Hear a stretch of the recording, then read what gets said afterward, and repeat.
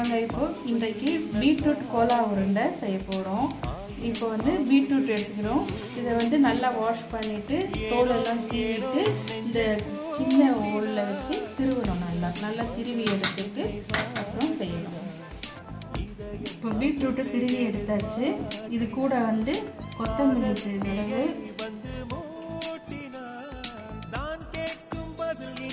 இஞ்சி, பூண்டு, சோம்பு, பச்சை மிளகாய் சேர்த்து அரைச்ச விழுது சிறிதளவு,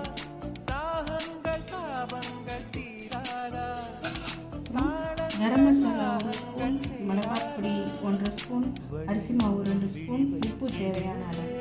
இது எல்லாமே சேர்த்து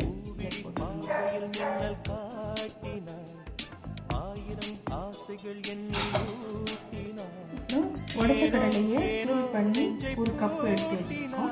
அதையும் சேர்த்து இது கூட மிக்ஸ் பண்ணணும்.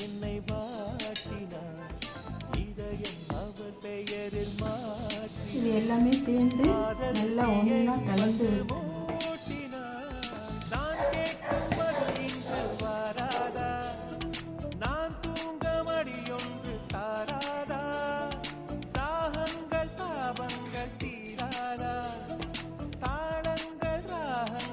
எல்லாத்தையும் ஒன்றா சேர்த்து நல்லா பசைஞ்சு வச்சாச்சு. இப்போ நம்ம இதை சின்ன சின்ன உருண்டையாக உருட்டி எடுத்துக்கணும்.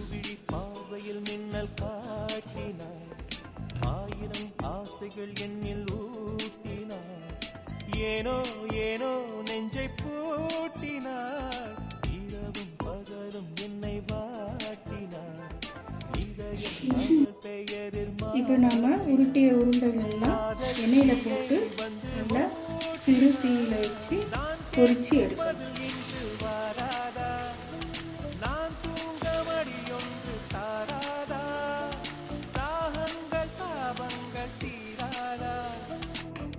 பீட்ரூட் கோலா உருண்டை பொரிச்சு எடுத்தாச்சு.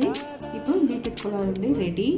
இன்னும் உங்களுக்கு கிறிஸ்பினஸ் அதிகமாக வேணும்னா நீங்கள் கொஞ்சம் அரிசி மாவை கூட சேர்த்து கலந்துக்கலாம்.